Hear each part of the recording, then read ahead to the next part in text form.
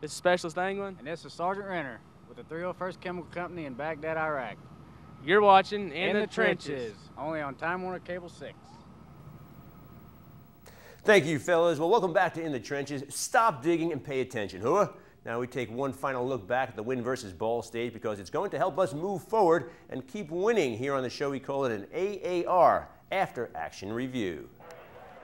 Yes, the Black Knights got it right Saturday with their 24-17 win over Ball State, but if these young fans are going to grow up to be future football heroes, it's our duty to show them the absolute right way to play the game, and that is something we can improve on. First up, holy fumbles, Black Knights. 6 times Army ball carriers fumbled the football.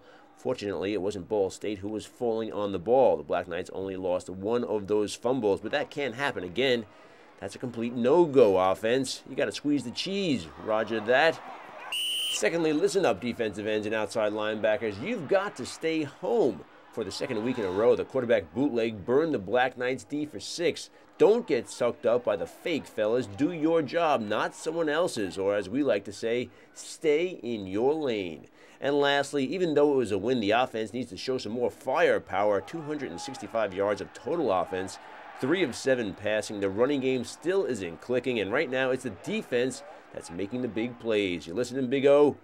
All right, now it's time to pat ourselves on the back. Where do we begin? Listen, it doesn't have to be pretty as long as you get the W. And that's what happened Saturday, 17-17 in the fourth quarter. Get her done, and the Black Knights did. The record now stands at 2-1 for the first time in a dozen years. How about the big guy continuing to make big plays? Once again, senior wideout Alejandro Villanueva had a big game, 2 big catches, 1 a touchdown grab. And how about this really big fumble recovery late in the game as Army was trying to run out the clock? Nice job, A2.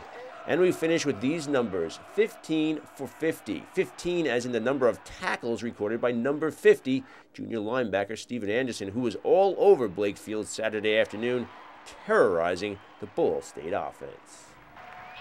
Well, you've heard me say it on this show before. There's nothing that beats a Saturday afternoon of football at West Point. But don't take an Army Staff Sergeant's word for it. In a recent article on NBCSports.com about the top 25 ultimate college football game day experiences, a trip to the Hudson Valley for an Army home game ranked ahead of Oklahoma, Michigan, Florida, LSU, and Alabama. The truth is, spending the day at Michie Stadium to cheer on the Black Knights ranked #1 on the list. Army shared the top spot with the other service academies, Navy and Air Force. And to quote the article, West Point is absolutely breathtaking on a crisp fall foliage afternoon.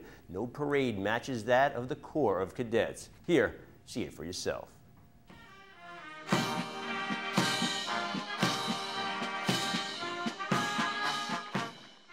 3 hours before the start of every Army home football game, it begins.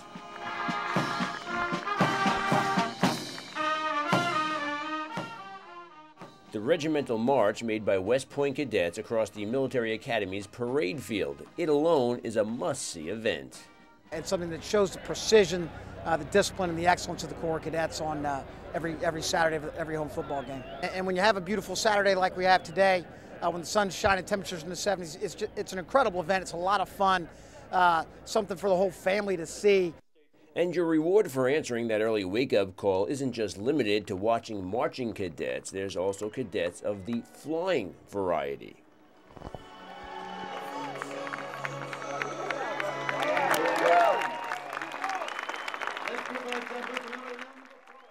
And believe it or not, even with all of this excitement, there's still adequate time for more of the sights and sounds of West Point before kickoff.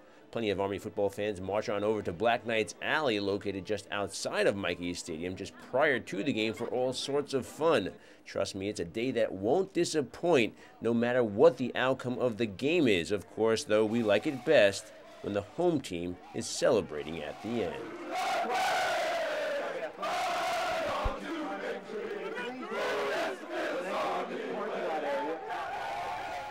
Your next chance to take it all in at West Point will be Saturday, October 3rd, when Army hosts Tulane. Well, they haven't been commissioned yet as officers in the United States Army, but soon they will be. So before these young men go off to become future leaders of our country, what do you say we get to know them a little bit better? We call this segment Get to Know a Black Knight. This week, let's meet West Point junior defensive end Josh McNary.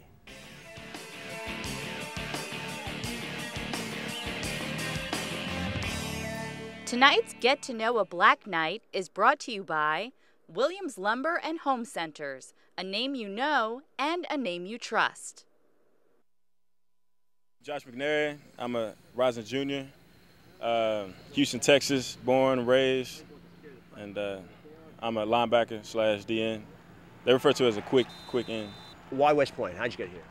Actually, fun thing was I was actually settled on going to another school, not necessarily even playing football, but West Point started sending me information like late my senior year.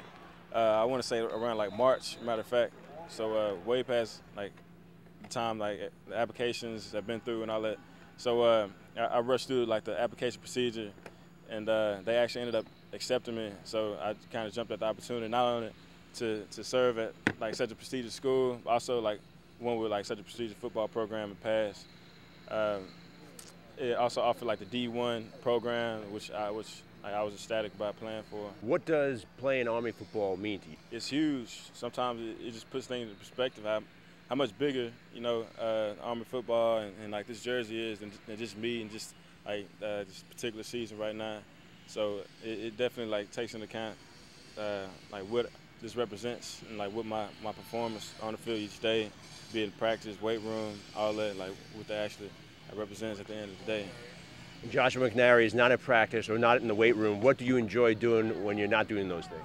Oh, I'm a simple person, you know, simple guy. Like hang out, friends and family, chill out, just go out, pretty much do what young people do. Football players are known to have a lot of pregame rituals or superstitions. Do you have any? Nah, I'm not a big fan of all that superstition and ritual and listics, all that stuff. I just keep it like day by day, you know. Might just listen to music, whatever I feel like listening to you that day. Besides that, I just put my pants on one leg at a time like everybody else. Has coming here to West Point, has it changed you at all? I think it definitely has. I matured as a person. You know, they breed like leaders at this school, at this place. So I think, like in that respect, I definitely matured. I like to think I became a better leader in the 2 years I've been here. I'm not quite developed, not quite ready to jump in the Army just yet. But you know, I think I improved in the discipline aspect of it too. I'm still the same old guy though. The 6'1", 225-pound junior currently leads the Black Knights defense with 4.5 sacks this season. Well, coming up, now that you know about Josh McNary, it's time to get to know a little bit more about Army's next opponent, the Iowa State Cyclones. Eyes front, that's more like it.